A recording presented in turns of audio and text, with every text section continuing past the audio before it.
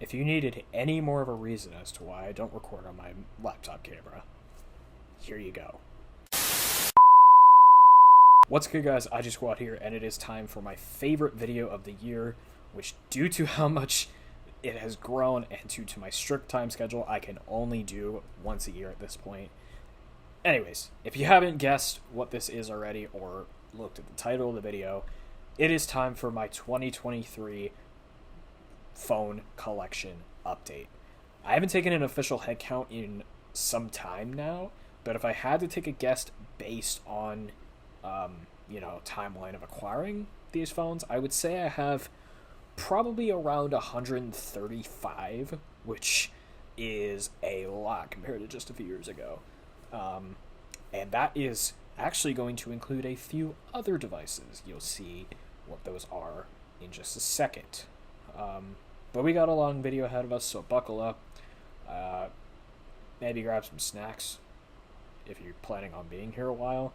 And let's go ahead and get to work.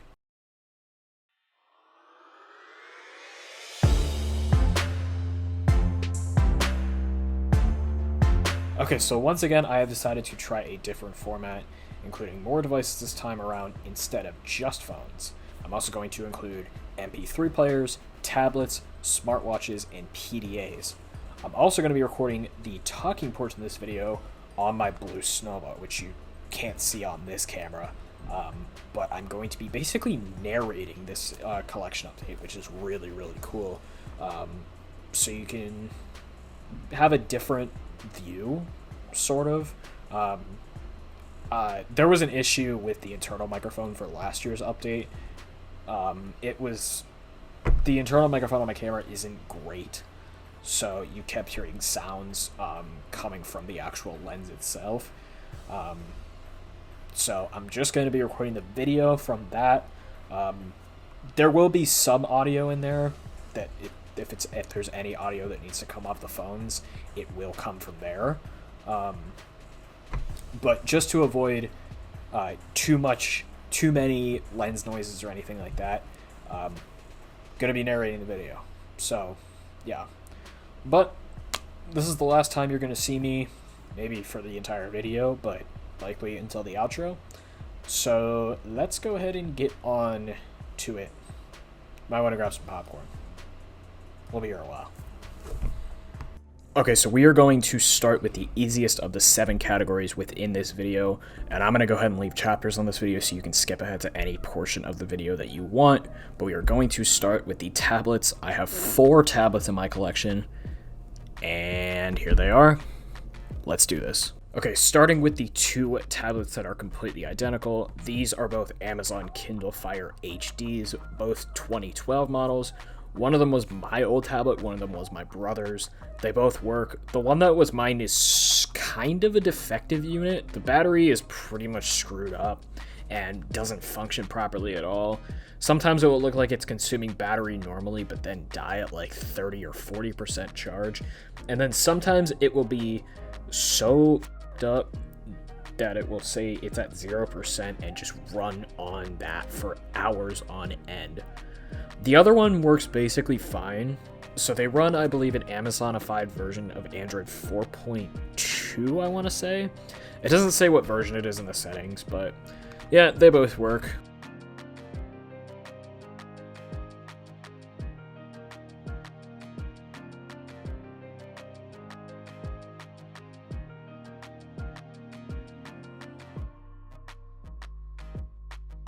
Moving on, this is an original Nook color.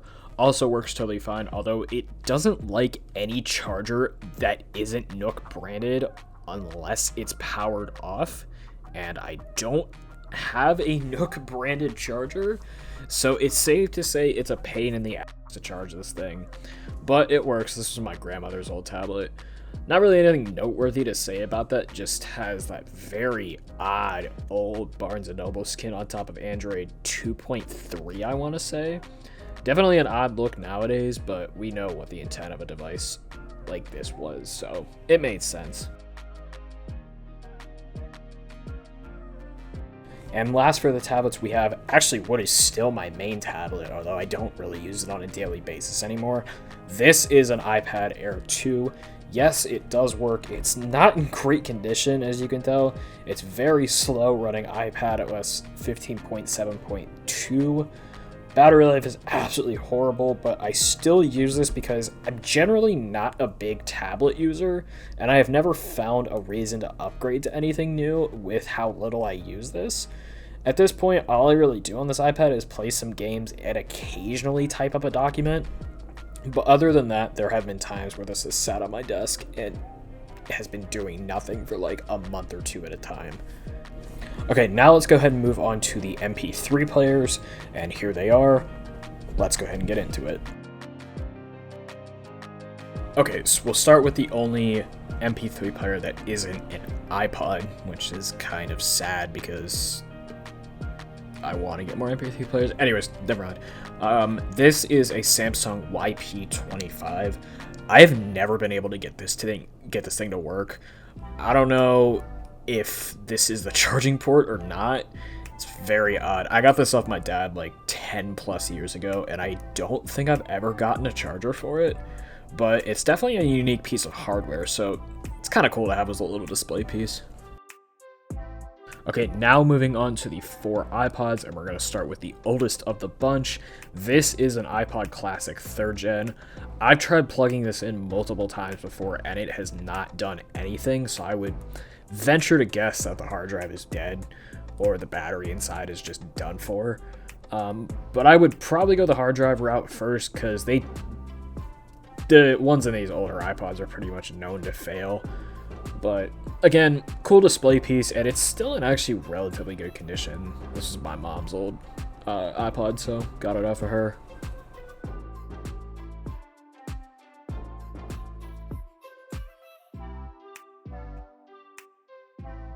Moving on, this is an iPod Nano 3rd Gen. I've never touched one of these before I got this one, and I must say it is a strange piece of hardware, but it's actually pretty cool. It does work, but the battery inside is completely flat, so it doesn't work off the charger. But honestly, that's fine, because it's not like I'm using this too much. I got this out of the Target bin, and it has some really good music on it, and I actually really love playing the old iPod games, so definitely happy to have this. This one is an 8 gig in the silver, as you can tell.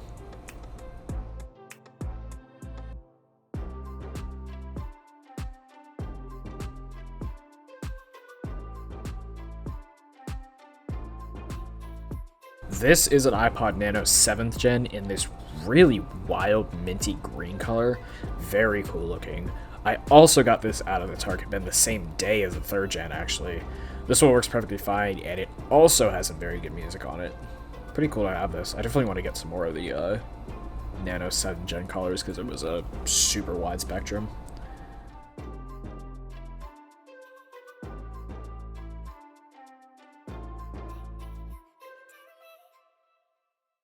And last for the MP3 players, this is an iPod Touch 2nd Gen. Works pretty fine. The battery is pretty messed up. The battery indicator is super erratic sometimes. Sometimes it will gain battery life while it's in standby, and then it will die in like half an hour to 45 minutes. But it's still really cool to have. I never had an iPod Touch before I found this one. I got this out of the AT&T bin, and it also has some really good music on it.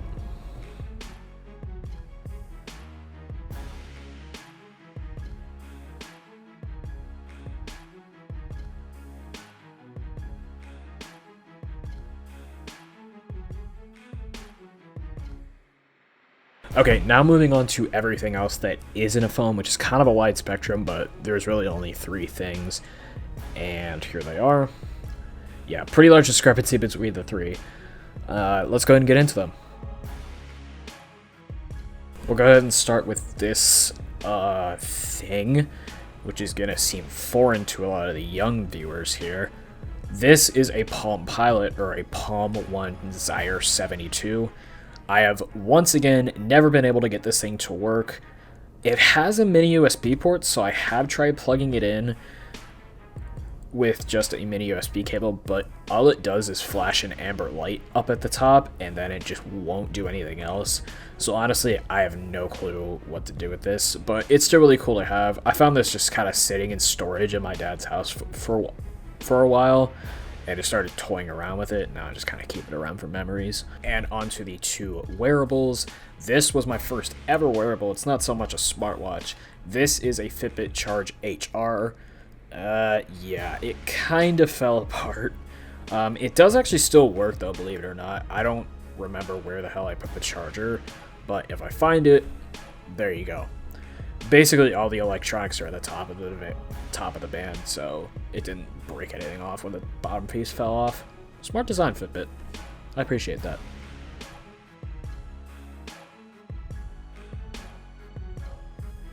And last, for anything that is not a phone, this is my current daily smartwatch, and this is clearly a smartwatch unlike the last one.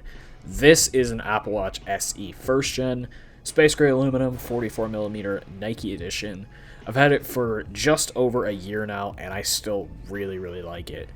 I always recommend anyone that A, has an iPhone, B, that is willing to go further into the Apple ecosystem, and C, that doesn't want to break the bank to pick up an Apple Watch SE, whether it's the first gen or the second gen. The current second gen that's out right now starts at, I think, like $250 for the 40mm, which is a really, really good price. And if you can find one on some kind of sale or even pick one up on the used market, as long as it's in good physical condition, I would say definitely go for it.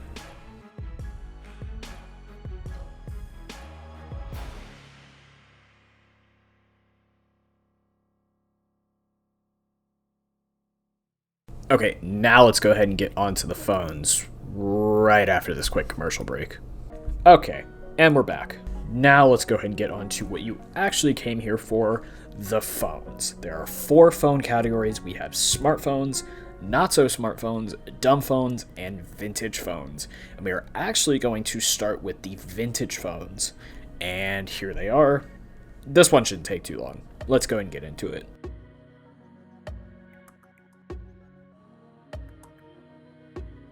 Starting with the oldest phone in my entire collection, actually the oldest device in general, this is a Nokia 2190E. I do not have any of the official chargers for any of these vintage phones, so I have no clue if this works or not. It's in okay condition. It's on VoiceStream. I've heard that this device on that carrier is pretty rare, so it's definitely cool to have. I got all of these vintage phones in the same phone lot for my 18th birthday. This is another Nokia 2190. As you can see, it has a specialty faceplate. It just showed up like that. It actually kind of looks like my cat, if I'm being honest. Comparison.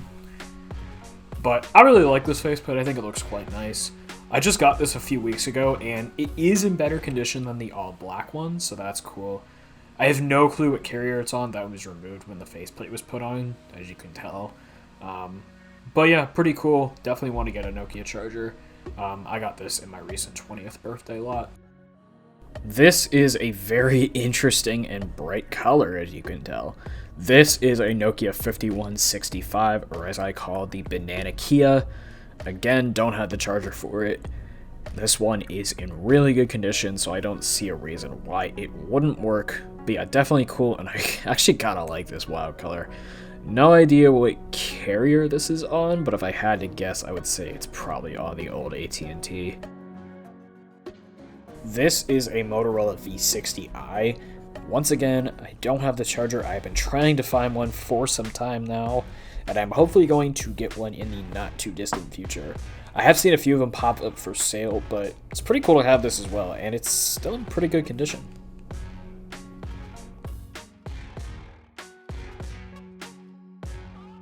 And last for the vintage phones, this is a Kyocera Energy. This one I actually have gotten to work before. I kind of doubt I still have the clip of it anymore, but if I do, you can go ahead and roll that footage.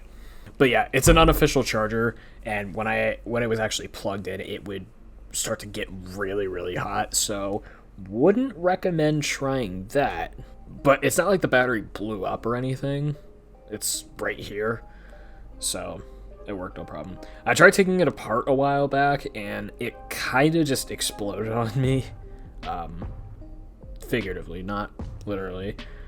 So I don't know if I'll be able to get this back together to get it to work again, but I'm kind of hoping.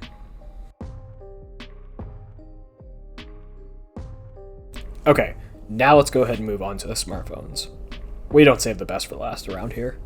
Alright, so at this point, I'm pretty sure I have about 50 smartphones, maybe even more, so I would recommend grabbing some popcorn for this one, or if you already grabbed some, go ahead and refill your bowl, because we are going to be here a while, because I just have so many and a lot wider of a variety than normal.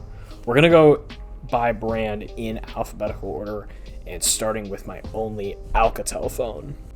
And here it is. This is an Alcatel Prize. It's one of those ultra cheap smartphones that you see at like Walmart. As you can tell, it's not in very good shape. Screen is completely shattered, but it does work. It runs Android 10 Go edition. I got this in a trade with my friend Caden, or Elusive Waters 8. You can go and check him out on Twitch. I'll leave his link down below, along with another phone that you will see later on. But yeah, it works. Honestly, this is probably the best out of any of the ultra cheap smartphones that I have. It only has 16 gigs of storage, which isn't great, but it manages storage relatively well, unlike some other phones that will be called out later. But yeah, not an awful phone, although it does do some weird things sometimes, like boot itself back up after being power off, which can be quite annoying.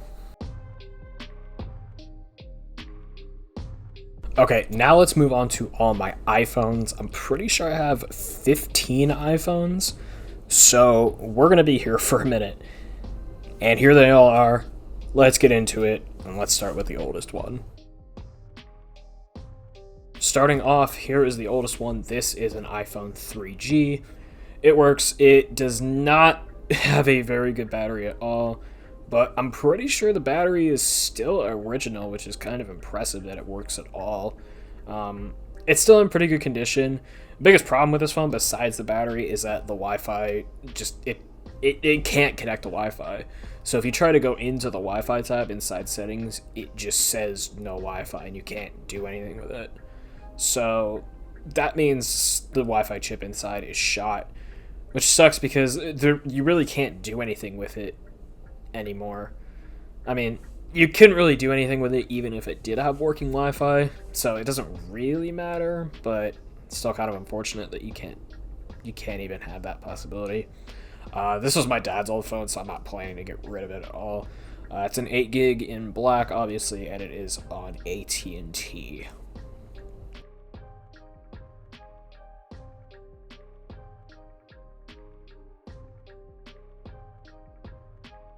This is an iPhone 3GS, which, as you can tell, is pretty beaten up. Screen is completely shattered. Despite that, however, it still works perfectly fine. It does have some battery issues, although most of these older iPhones do at this point.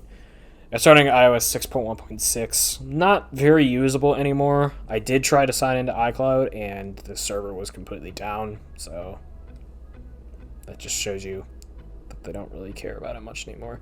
But I actually really don't have too much experience with iOS 6, so it's pretty fun to play around with it. But yeah, it is a cool phone. I do like it. It's a 16 gig on AT&T, and I got it out of the AT&T bin.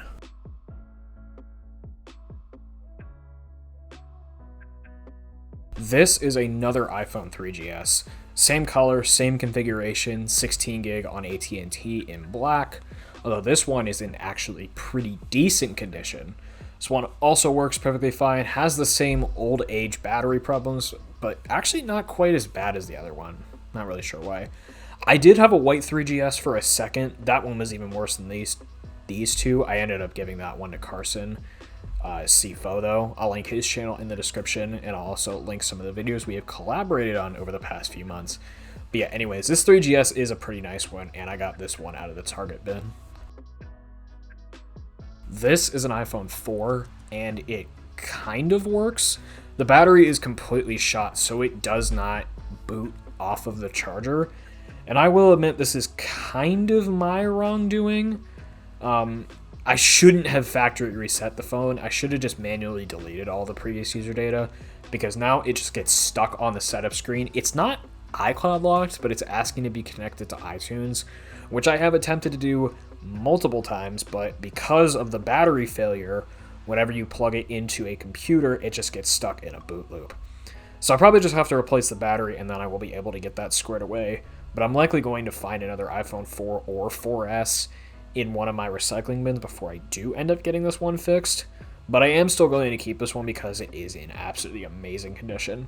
It's an 8 gig in black, and I think it's on Verizon because it doesn't have a SIM card tray, and if I recall correctly, the CDMA models didn't have SIM card trays, and I just got this in my recent 20th birthday lot.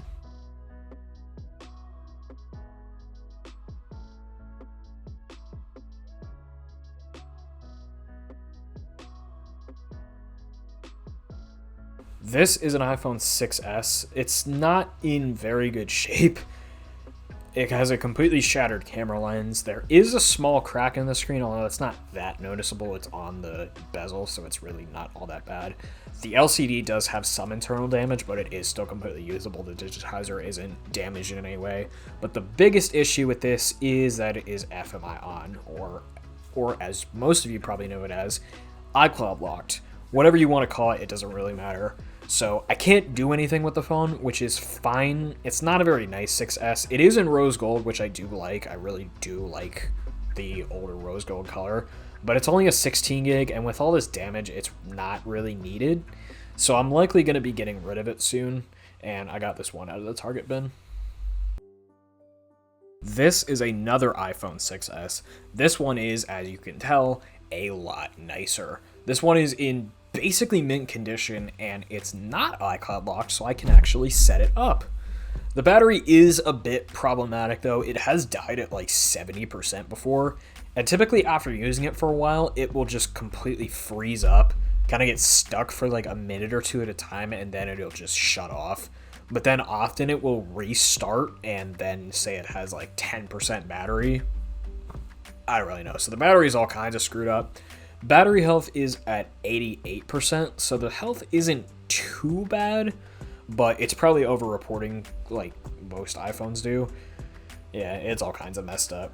But anyways, it's a 32 gig in space gray. It's locked to AT&T, and I got this one out of the AT&T bin. This is an iPhone 6S Plus. Definitely nice to have a Plus model iPhone once again. This one is in really good condition. It's in gold, which I think looks pretty nice. I know a lot of people that don't like this gold color, and I'll say Apple has evolved in terms of their gold colorways, but this one still does hold up pretty well today. Not much else about this specific 6S Plus holds up very well, however. So the battery is, how else do I say this besides completely and totally I'll charge it to full, and then just about an hour and a half later, it will be down to 1%, but then it will get completely stuck at 1% and just straight up not die. I had it stuck at 1% for days, and it never died. It's absolutely ridiculous. And the battery health says it's at 90%, but realistically, it's at like 2%. It's absolutely awful. But yeah, it's a 32 gig, it's locked to AT&T. And I technically got this in a trade with Carson, although I was with him when he got this out of the AT&T bin. We both go to the same bin. Watch his videos, he'll explain that. This is an iPhone SE first gen. I've had this one for quite some time now. This is my mom's old phone, so I got it from her. It works just fine. Battery is, again, pretty bad. Battery health says it's at 86%, but realistically it's at like 20%. It drains just really, really quickly, but doesn't have any of like the weird like shut-off issues. But it works just fine. Crazy that this thing got updated to iOS 15 along with the 6S. But yeah, it's still in pretty good shape. It's a 64 gig in silver, unlocked to all carriers.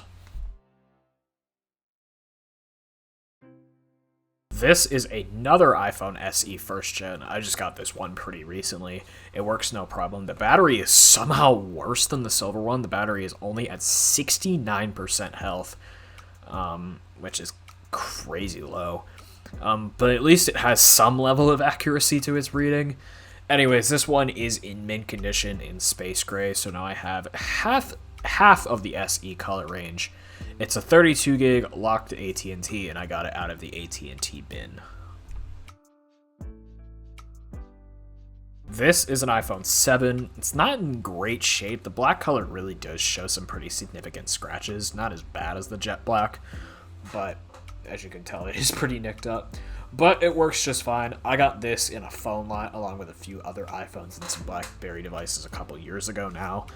Not really too much to say about this one. It works perfectly fine. It's 128 gig, unlocked to all carriers. Battery health is at 97%. The battery actually isn't that great, although that's mainly the standby time. It's really weak in terms of staying alive when it's off. So yeah. But yeah, it works. This is another iPhone 7. This one is in silver. Also works perfectly fine in a little bit better condition than the black one. I don't really think the silver shows as many scratches as the black one unless they're like super deep, especially not as bad as that jet black. Still want to get one of those, preferably a jet black 7 Plus, but yeah.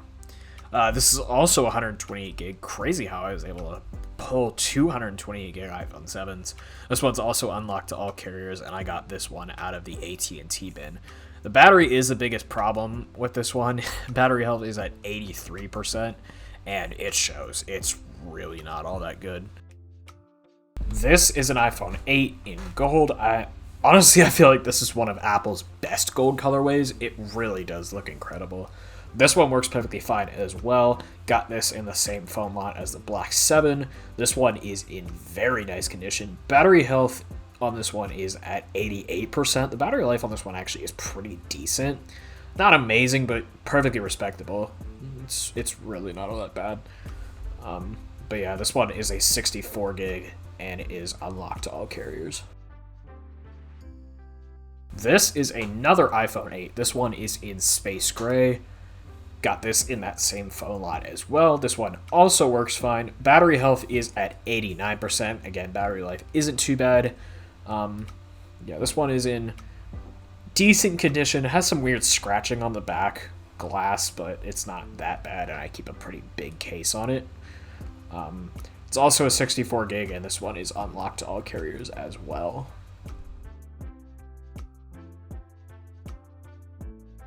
This is an iPhone XS. It works, but it is unfortunately iCloud locked, so I can't do anything with it. I'm not going to power it on because it will just immediately show the previous owner information, and I don't really want to leak anything. Anyways, as you can tell, the screen is completely shattered, but besides that, the phone is actually in pretty good shape. The back glass is completely flawless, and that stainless steel frame, while it does attract a crap ton of fingerprints, it is in excellent condition. I'm only going to keep this XS until I somehow end up getting another one, or I end up getting an iPhone 10. It's probably going to be a while, but I just really like this hardware. I honestly think this might be my favorite iPhone hardware of all time. Maybe only second to the iPhone 5, but just the way this phone feels in my hand is absolutely amazing. But yeah, it's a 64 gig in space gray, and I got this out of the AT&T bin. This is an iPhone XR, not the same XR that you are all used to seeing. This one is in black.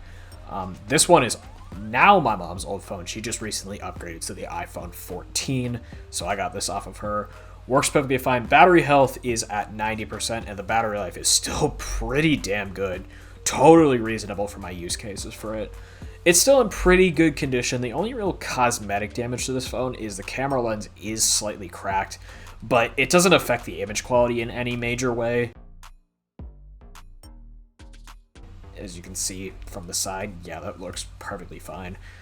But yeah, it's 128 gig, unlocked to all carriers, and it's so awesome to still have a XR in my collection, even with it not being my main phone. And last for the iPhones, this is my main phone. This is an iPhone 13.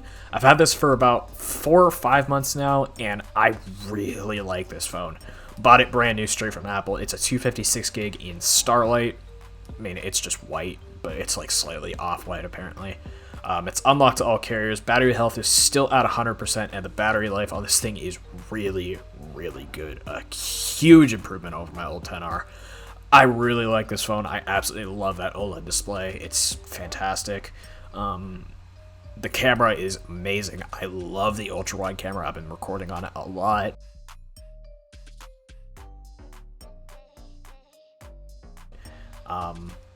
Face ID is faster. It's just really everything is amazing about this. I was going to get the 13 Pro, but it was a little out of my price range. But now let's go ahead and move on to the Blackberry devices. Well, Blackberry smartphones. I do have a much larger selection of Blackberries than just this, but those will be in a different section later in the video. Anyways, here they are. Let's go and get onto it. Starting with this is a Blackberry Torch 9860. Got this in a phone lot for my 19th birthday. It's a pretty cool phone. I think it's unlocked to all carriers. It has a US cellular backplate, but there's no carrier branding within the software, like on the startup screen or anything. But it also has apps branded by T-Mobile. So I have no idea what it actually is. Yeah, completely lost. But it is a pretty neat phone, pretty interesting little piece of hardware. Just the design is very... It's not really like anything we've really seen recently. But yeah, it works. It's an 8 gig, I'm pretty sure. This is a Blackberry Z10. Got this in that same phone lot with the iPhones that I mentioned earlier. This one works perfectly fine. It's a 16 gig in black on Verizon.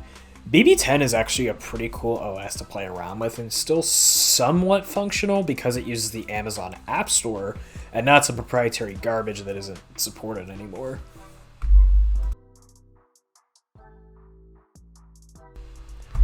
This is another Blackberry Z10. It's the same spec as the other one, 16 gig in black on Verizon. This one also works perfectly fine. Pretty much set up the same as the other one. Not really anything additional to add over the other one. So, yeah. This is another Blackberry Z10, again the same spec as the other two, and not really anything else to say about this one, except for a little bit of damage on the backplate. This one I just got most recently. I actually had 6 of them before I gave 2 of them to Carson, because I definitely do not need all of them, and he wanted some BB10 phones. He doesn't have any until I gave him these, so yeah.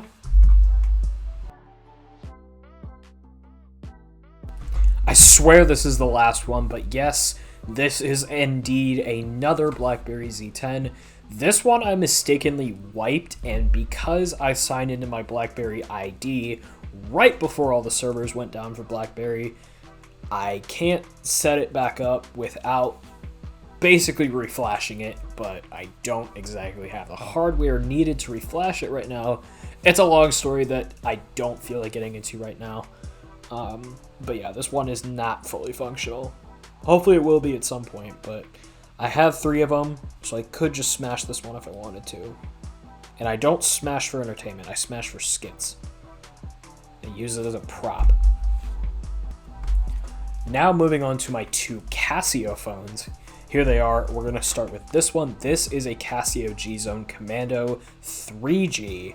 It's actually a really neat phone. Very unique design. There really has never been anything like it. This sort of weird, almost egg shape, but it's really neat. And no, I am not going to call it like the PT Cruiser or Mitsubishi i-MiEV of phones. I really appreciate that this is unique, but it is an old Android phone, and so you can't do a whole lot with it anymore. It runs Android 2.3.2, I believe, so not too much that you can really do, but it is fun to play around with and really cool to have in the collection. I just got this recently at my 20th birthday lot.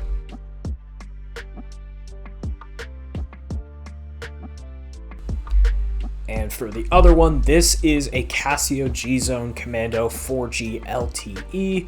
Quite a mouthful. I got this in a mystery phone lot I bought a few months ago. This was the only Android phone in that lot. All the others were actually Windows phones. But pretty interesting for this being the only Android phone. But it works pretty fine. Again, a pretty interesting design. It's not ugly necessarily, but it's unique. This one runs Android 4.1.2, so again, not really much you can do with it anymore, but it is pretty cool to have around. Now onto my only Coolpad phone. This is a Coolpad Catalyst. This phone is not noteworthy at all. It's honestly a total piece of shit. Only 8 gigs of storage, has one of the worst screens I've ever seen on a smartphone. Really cheap feeling build, but surprisingly for one of these cheap smartphones, the camera actually isn't that bad.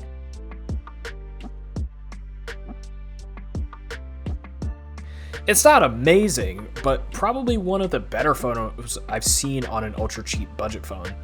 But of course, this phone was meant to hit a certain price point, and it done did it. Anyways, I got this at my 20th birthday lot. Now onto my only Google phone. Here it is. This is a Google Pixel 3 XL. This was my secondary phone or my main Android phone for quite a while. I do carry 2 phones on the daily. At least I have for almost a year now. My iPhone 13, obviously, and typically the best Android phone I own, or the one I like using the most. And this was it for some time. I just switched out of this like 2 or 3 months ago and went back over to the Samsung camp. But I do really like this phone. Performance, even in 2023, is still really solid. Android 12 is still relatively new. And of course, it is a flagship level phone, so it has all the flagship features. Yes, I will admit it is very ugly, but I don't really buy phones for the looks. Anyways, it's a 64 gig in the just black colorway, unlocked all carriers, and I bought this on eBay for about 55 bucks. Pretty good deal, actually. Now onto my HTC phones. All of them are on the older side, actually. And here they are. Let's go and get into it. We'll go ahead and start with these two. These are both completely identical. These are both HTC Droid Airises. Both work perfectly fine, although I will say this model, the Airis, has an awful touchscreen. It's a complete pain in the ass. We'll go ahead and start with these two. These are both completely identical. These are both HTC Droid Airises. Both work perfectly fine, although I will say this model, the Airis, has an awful touchscreen. It's a complete pain in the ass to use. Half of it is completely unresponsive. It's really bad. But they are still pretty cool phones. They both run Android 2.1. This is an HTC Trophy, a very odd Windows phone.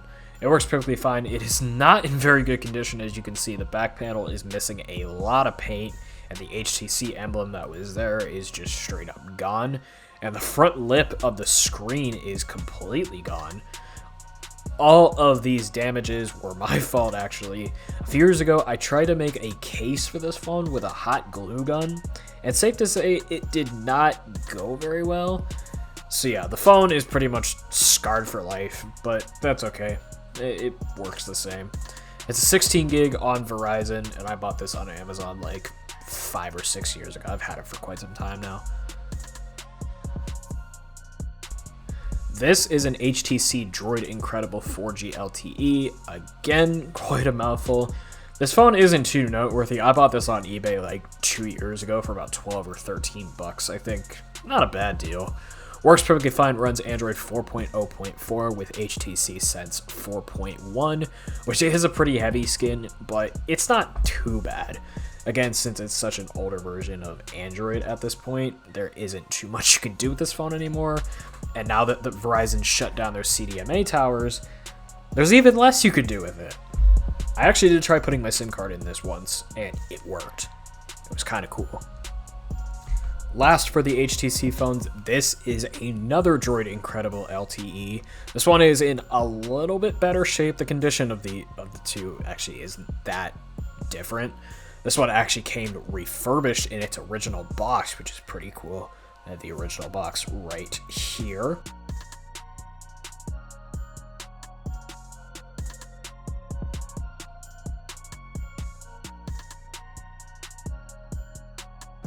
This power button actually doesn't feel like absolute garbage, unlike the other one. This one just feels like really mushy for some reason. Same story on what you can do with this phone, which is not all that much, but it is still cool to have, and it's especially cool that it came in its original box. I got this one pretty recently at my 20th birthday lot. Now on to my only Huawei phone, and here it is. This is a Huawei Ascend Plus. Very cheap and very unlike modern Huawei. Runs almost completely stock Android 4.0.4, and you can skin it in the stock launcher to make it look like pure stock. It works perfectly fine. It is slightly cracked. A shelf fell on it like a year ago. Don't know how the damage isn't way worse than what it is, so that's kind of miraculous. But it works. Not that much you can do with it.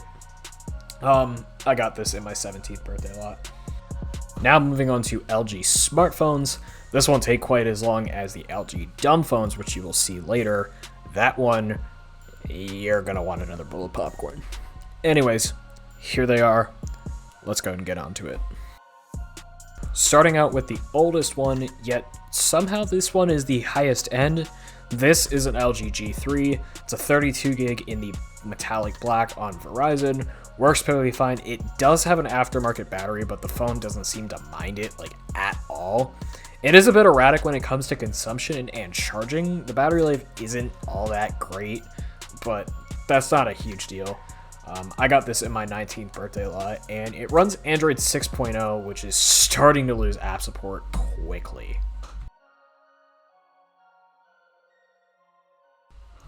This is an LG Phoenix 3. As you can tell, it's not in very good shape. The overall damage was actually on 2 separate occasions. The first one was accidental, the second one was very not. The first time around, I dropped it on my porch, just accidental, just, nothing really to it. And the second time, I got really pissed off after the Penguins lost yet another first round series, even after being up 3-1 in that series to the New York Rangers. Well, they did make the playoffs this year, so it doesn't really matter. Anyways, my sports problems are a thing for my TikTok and Instagram. Go follow me over there. My link's always down in the description. Anyways, this phone works still. It runs Android 7.0. Battery life is not great, but it has a pretty small battery, even by 2017 standards. But yeah, it works. I bought this brand new at Best Buy for like $40, and I did it like 4 years ago, which is just crazy. And this is another LG Phoenix 3. This one is in much worse condition, but it somehow works. The battery that came with it was completely shot, so I have to swap the battery between the two Phoenix 3s. It does have some phantom digitizer feedback, but everything is still functional. It's like the exact same spec as the other one, and I got this one out of the Target bin.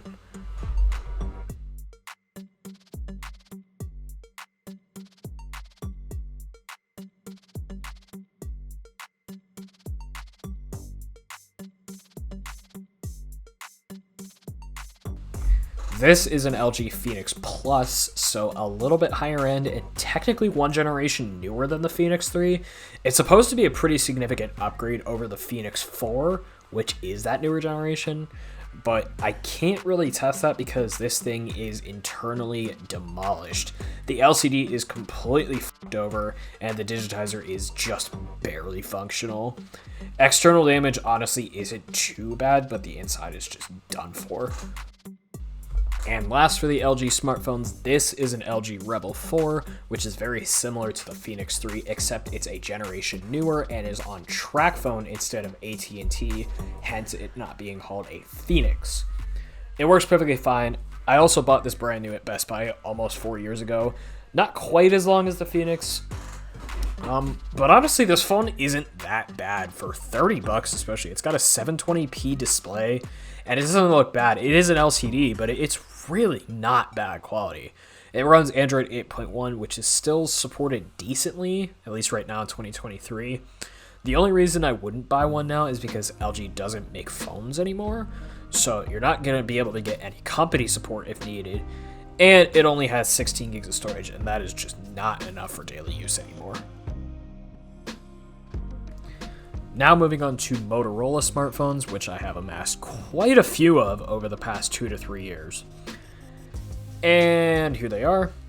Let's go and get on with it. Starting with the oldest, at least I think it's the oldest, this is a Motorola Droid Razr M. I bought this on eBay for like $10 about 2 years ago, so not too bad. This one works perfectly fine. It does have a small hairline crack. It was like that when I got it, but it doesn't affect anything in terms of functionality. Works no problem. It's an 8 gig in black on Verizon. It runs Android 4.4.2, so not very functional anymore, but still cool to have. And this phone actually has a pretty nice looking OLED display.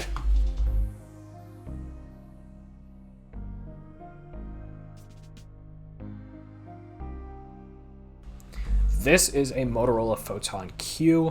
Pretty cool older Moto phone. Runs Android 4.1.2, which is even less functional than 4.4, but it works. I think it's a 4 gig, and it's technically on Sprint, but it was unlocked by Freedom Pop before I got it, although it doesn't have a physical SIM card slot, so I don't really know why or how you would do that to a phone like this, but okay. But yeah, it works no problem. It has a pretty cool slide-out keyboard. It's basically Droid 4, but it's on Sprint, so yeah. I got this in my 18th birthday lot. This is a Motorola Droid Mini. Also works perfectly fine, runs Android 4.4.4, which again isn't very well supported anymore, but it still has some minimal support. I was able to at least get Nova Launcher on there. And by the way, on the older phones that don't have as much support, I use Nova Launcher, but for the newer phones, I use Launcher 2.0 Launcher. I'm a beta tester for that. I'll link both of those launchers down below because they're both pretty damn good. But yeah, it works, no problem. It's a 16 gig in black. I got this in my 18th birthday lot as well. This is a Moto E2. It works, but it has some issues. First off, it's Google locked, so you can't really do anything with it, and all the bypass methods that worked with this model seem to be completely patched. Google really seems to be cracking down on that like a lot more, which is kind of stupid to be honest, especially for new owners, and the old owners are so stupid enough to not know how to take their information off their damn phone. I just had to rant about that. Anyways, as you can tell, it also has some severe water damage, and the screen does not look good at all. But yeah, it's an 8 gig on Republic Wireless. I don't know. I got this out of the AT&T bin. This is a Moto X Play. Yeah, I know what it says on the back. It's not a Droid Max 2. That backplate was on there when I got it. But if you go into the settings and look at the startup screen also, you will see that it is a Moto X Play.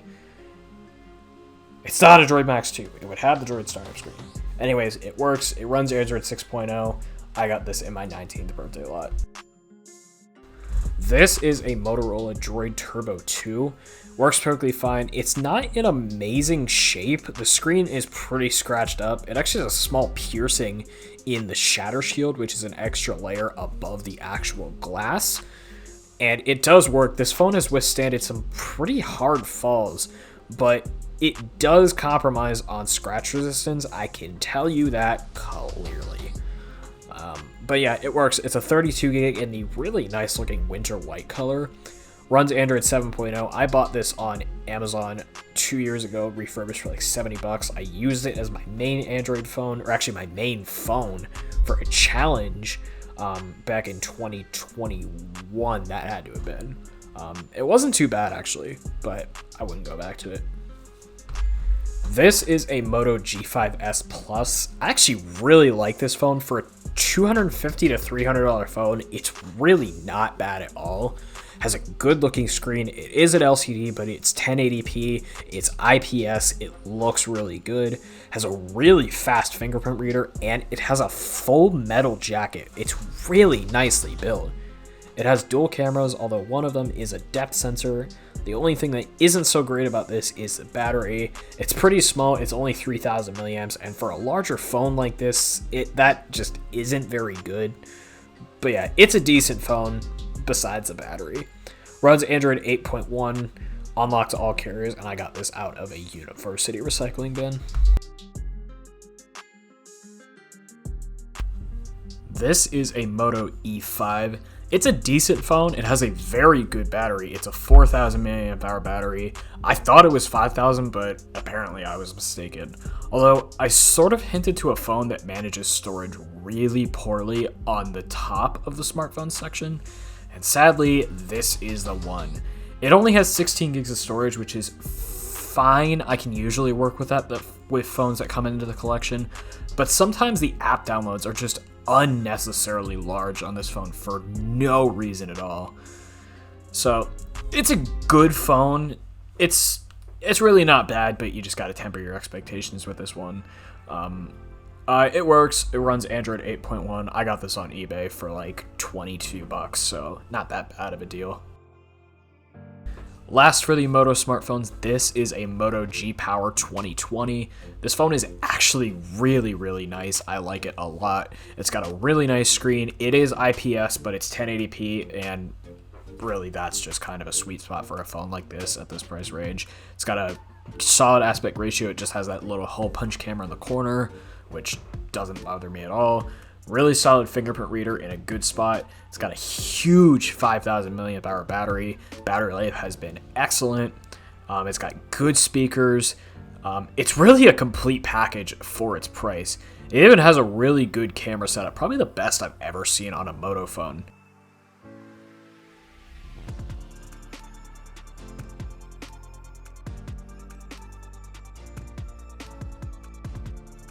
The only thing that's stopping it from becoming my new main Android phone is the fact that it doesn't have NFC for some reason. Not really sure why, but that's a deal breaker for me because I use mobile payments basically daily, and I have multiple NFC enabled accessories. So in a phone that I keep in my pocket, that's something I kind of need. But yeah, it is a really solid phone. Runs Android 11. I'm pretty sure it's not the Go edition. I could be wrong, but still. And I got this out of the Target bin.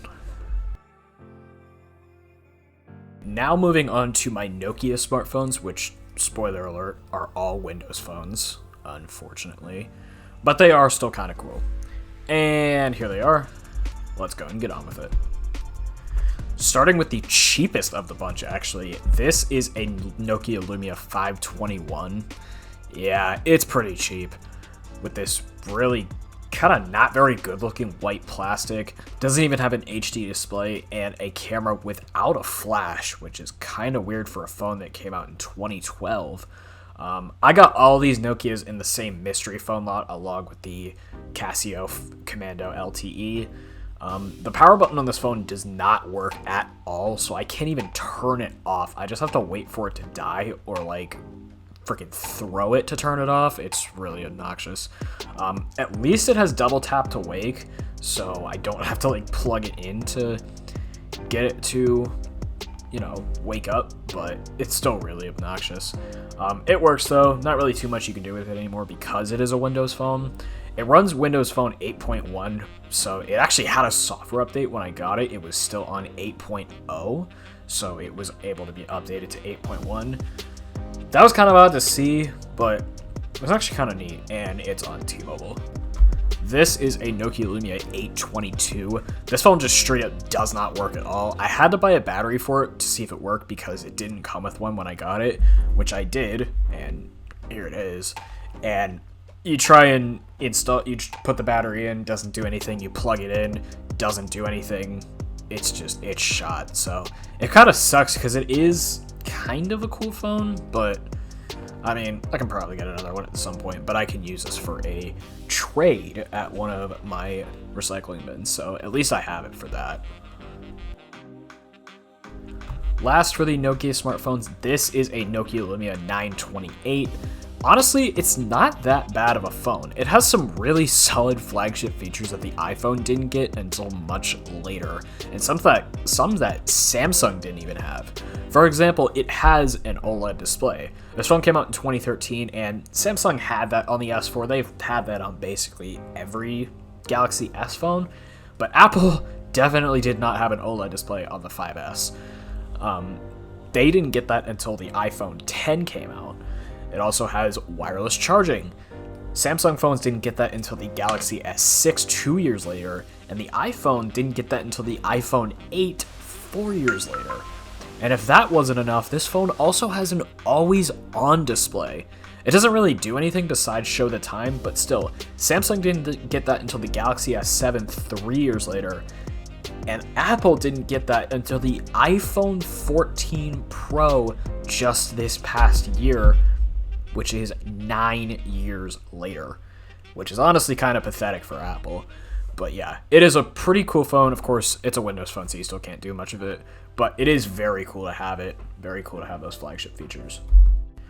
Alright, now on to the ridiculous amount of Samsung smartphones. I have a full 14 Samsung smartphones now, which is absolutely crazy to me. And here they are. You might want to go and refill that popcorn bowl if you haven't already, and get a little comfortable for this one. Let's go and get on with the show. Starting with the oldest, clearly, this is a Samsung Moment, one of Samsung's earliest Android phones. This one runs Android 2.1, although I'm pretty sure it shipped with either 1.5 or 1.6, which is pretty cool. And it had a bit of a different look in those older versions when it came to the software, but still, even having it on this early of a version is really cool. It's on Sprint. I got this out of the university recycling bin years ago. That was long before I ever went regularly bin diving.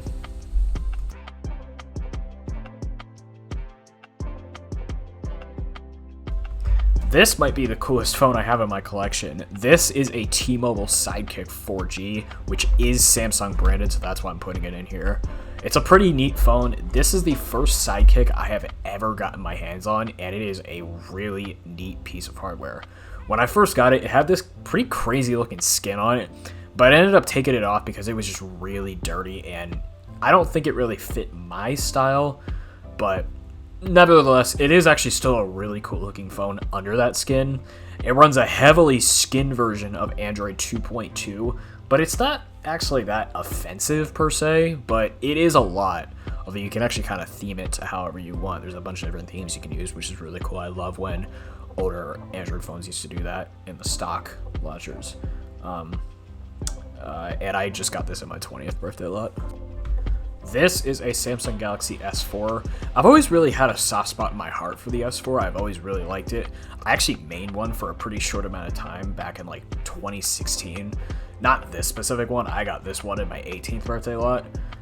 But this one works perfectly fine. For some reason, the T-Mobile models never got the latest update that the S4 actually supported, which was Android 5.0.1.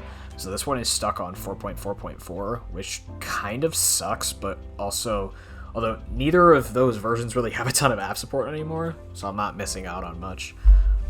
This one does have a small hairline crack in it, but it came like that when I got it, and it doesn't affect anything at all.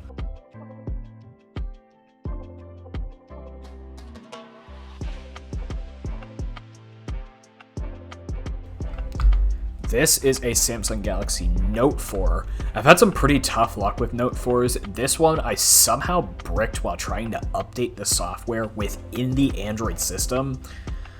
I guess it just had a really bad root on it or something, and it just kind of blew the entire thing up. So, yeah. This one's also not in very good shape. It's really sticky on the back for some reason, so I'm not really sure what that is about, and the camera glass is just missing. So, yeah. This one's on T-Mobile, and I got this in my 19th birthday lot. This is another Galaxy Note 4. This one is on Verizon in much better condition. But unfortunately, this one doesn't really work either. See? I told you I had bad luck with Note 4s. So it has a virus somewhere within the software that leaves it unable to stay powered on.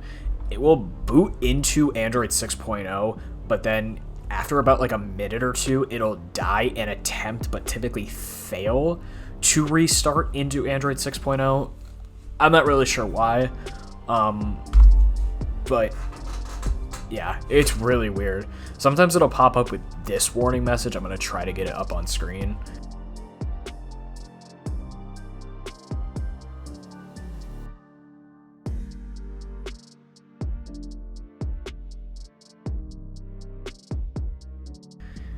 So yeah, I don't know if I'm ever going to get a perfect working Note 4. I can only hope, because these are my only notes that I currently have in my collection, but hopefully I'll get some more soon. I got this one out of the Target bin. This is a Samsung Galaxy Mega 2. The Mega name really does mean something. This phone is absolutely huge. It looks huge, it feels huge, and it is indeed huge. Although it apparently only has a 6-inch display according to the spec sheet. I don't really know why. So that's a little odd. But it kind of just makes the flagship of the time, which of course was the Galaxy S5, feel absolutely minuscule with a 5.1-inch display, which for the time that was not small at all. And it actually even kind of makes the Note 4 feel small if you really think about it. Although this phone does not match up in specs with the S5 or the Note 4 at all. It was meant to be that just huge, oversized mid-range phone that is almost your tablet, and it clearly shows. But it is still a pretty cool phone. It works. It's on AT&T. I got this in my 20th birthday lot.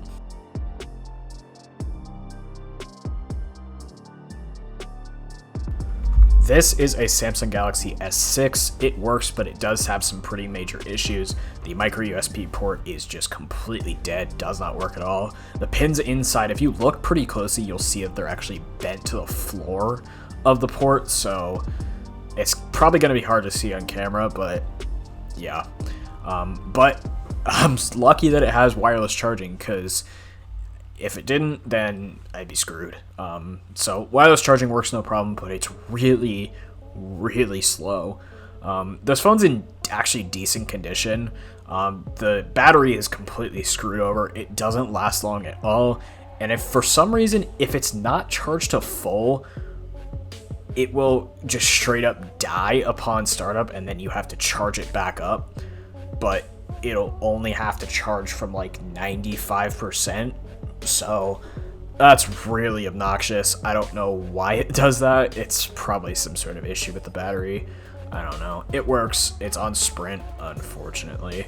It's a 32 gig in the Sapphire Black. It's blue. It's clearly blue. And I got this at my 17th birthday lot. This is a Samsung Galaxy J3 2016. It's a pretty cheap phone, not really all that great, but it works. I definitely do not need to have this huge case on, especially considering this phone is made out of plastic all over. But I have it, and I'm going to keep it on as long as it's, not exploding on me. It works. It runs Android 5.1.1, which actually doesn't really have that much app support anymore, which is kind of weird to think because it feels like we were just on Android 5. But it works just fine with no problems. It's a 16 gig on Boost Mobile, so and I got this one in my 17th birthday lot as well. This is a Samsung Galaxy S7 in the absolutely beautiful black onyx colorway. It's probably one of the best looking colorways on a modern smartphone, at least in the past few years. It is absolutely beautiful. I love the way this phone looks. It works no problem. It runs Android 8.0. It's a 32 gig. Battery life isn't great, but at least I didn't have to replace this one, unlike that gold Sprint one I had a few years back. Throwback to that if possible.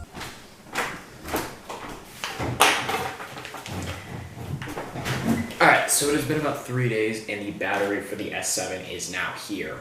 So it's about time to install it and see if this S7 is fully working. So let's go ahead and check it out, make sure everything is good. This is the first time I am opening the package, and as we can see so far, it does look good. Okay, even the battery connector is wrapped up. Cool. And yeah, I got this one out of the AT&T bin.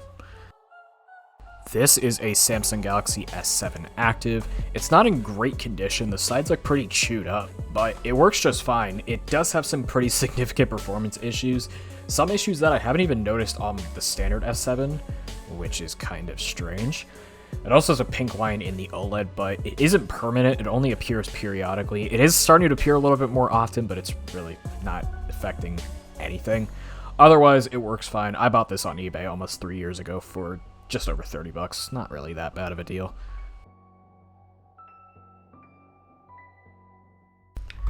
This is a Samsung Galaxy Express 3. This thing is mega, ultra, super cheap.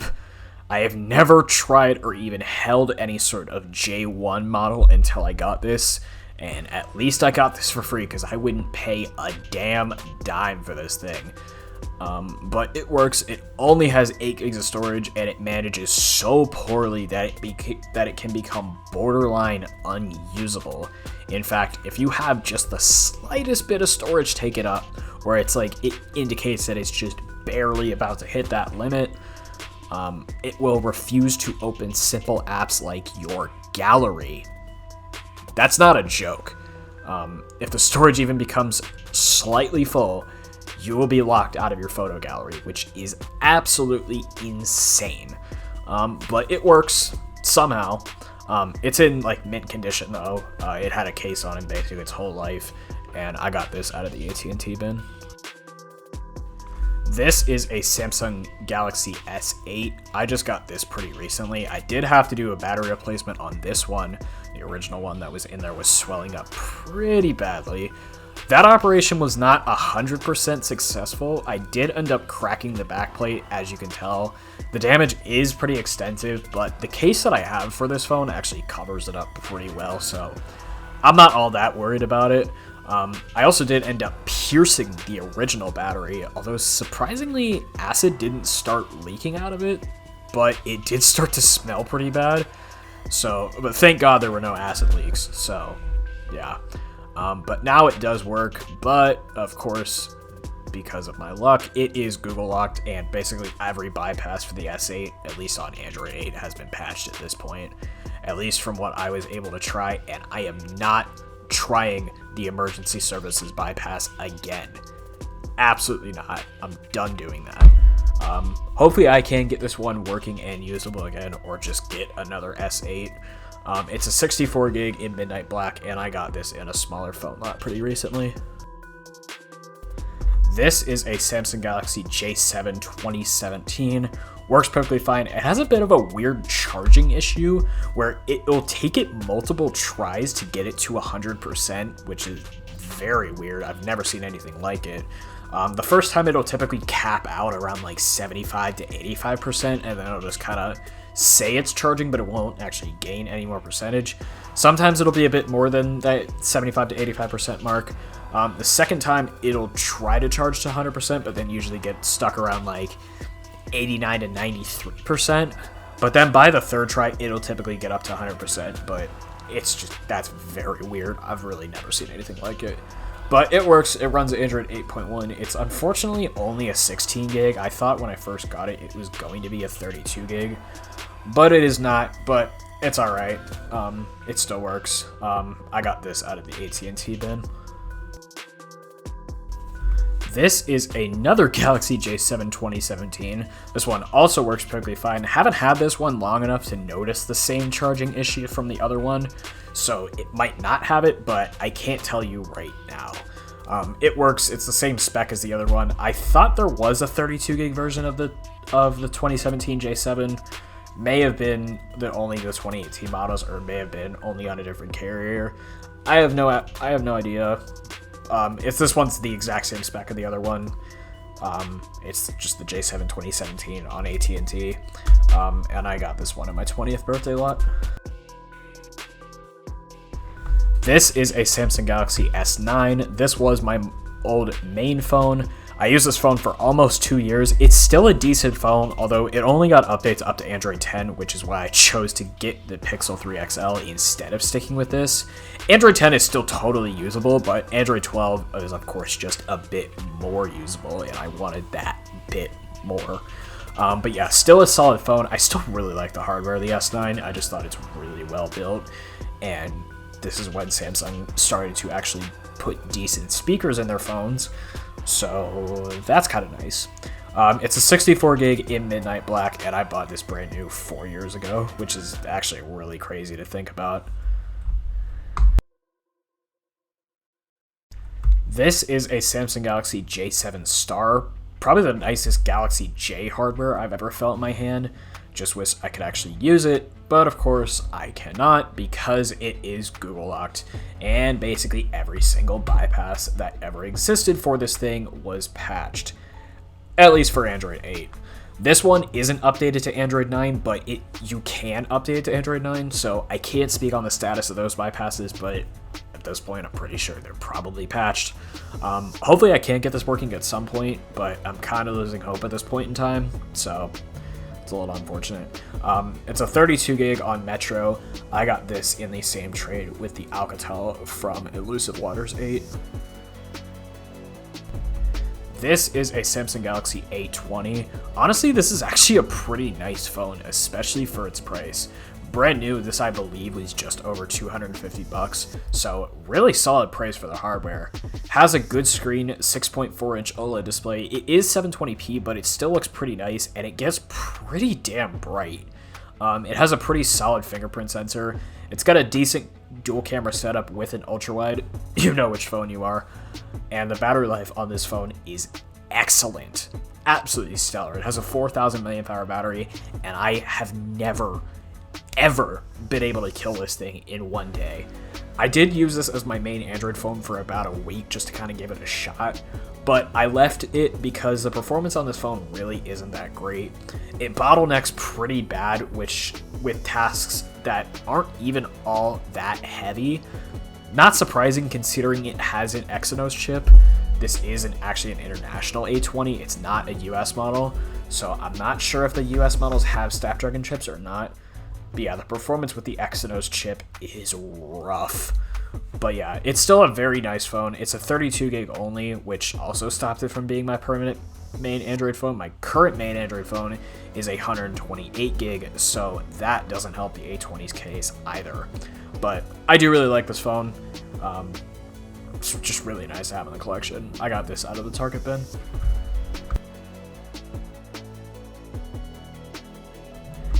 And last for these Samsung phones, this is indeed my main Android phone. This is a Samsung Galaxy S10 Plus.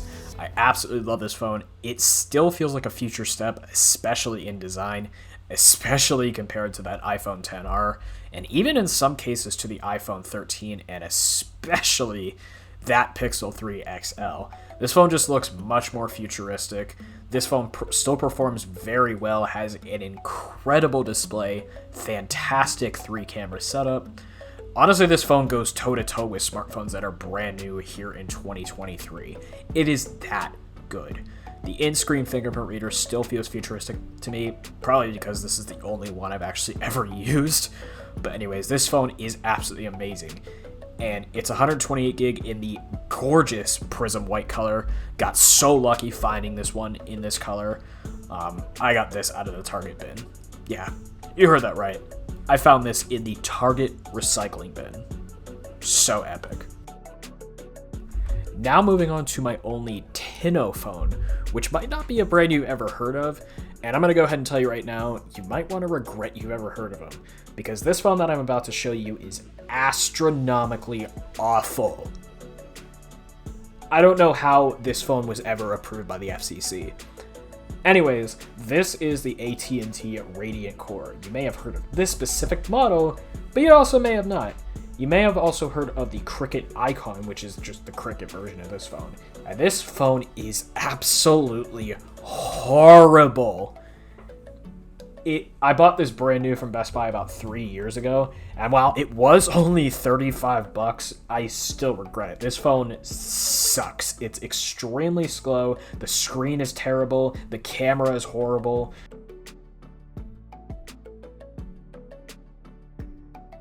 The screen doesn't even run at 60 hertz more than half the time. The battery is absolutely horrendous. It can't even last a full day on standby time anymore.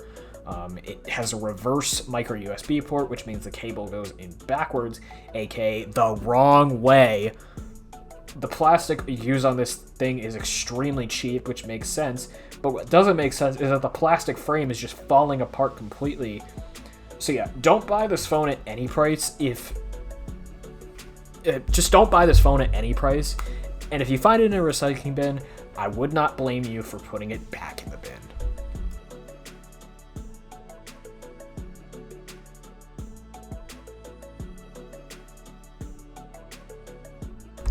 And for the last brand of the smartphones, we have the two ZTE phones, and here they are. Let's go ahead and get on with it. Starting with the older of the two, this is a ZTE Sonata 2. Yes, like the Hyundai Sonata, it's spelled like that. It's not really all that noteworthy. It's very basic. You can't really do anything with it, not just because it's on Android 4.4.4, which that is a problem because there's not really a ton of app support for that version anymore. But also, this phone only has like 2 gigabytes of storage, which is absolutely useless. You can't download anything. Not like you could download anything on this version of Android anyways, anymore. But yeah, it's, I don't know how people live with this. It's painful to have a phone with only 2 gigs of storage, even that came out in 2015. It works, it's on Cricket. I got this at my 17th birthday lot. And for the other ZTE phone, which you have seen so many times on my channel up to this point, this is a ZTE Maven 3. I've had this phone for almost 5 years now, I think, which is crazy. This thing is only slightly better than the AT&T Radiant Core, while having less storage at a whopping 8 gigabytes, which is pretty ridiculous for a phone that came out in 2017. So you can basically not download a damn thing on this. Yeah, the screen also sucks on this thing. The speaker, surprisingly, though, isn't that bad. So that's one positive trait. But yeah, just 8 gigs of storage is the breaking point for this thing. It's not good. I bought this at Best Buy brand new back in 2018 for about $30. It's crazy I think it was that long ago. Seemed like a good deal at the time, but it really wasn't. Alright, so I didn't realize how long this part of the video was going to be until now. Looking at the timeline without this clip that I'm recording right now without the dumb phones is an hour and 17 minutes long. So with the dumb phones in there, this video is going to be over 2 hours. So I'm going to put the dumb phones in a separate part. You guys will see that tomorrow as a separate premiere. Just because I don't have the computing power to process and upload a 2-hour-long video. That's just not really a thing that's possible for me right now. As much as it would be fun to do it, I don't think I can. So that is going to be it for this part of the video, but stay tuned for tomorrow so you can see the dumb phones. You probably already see the premiere link on the videos tab. It's probably already ready. But yeah. But those are all the smartphones, so be ready for part 2. I'll catch you guys then. Peace.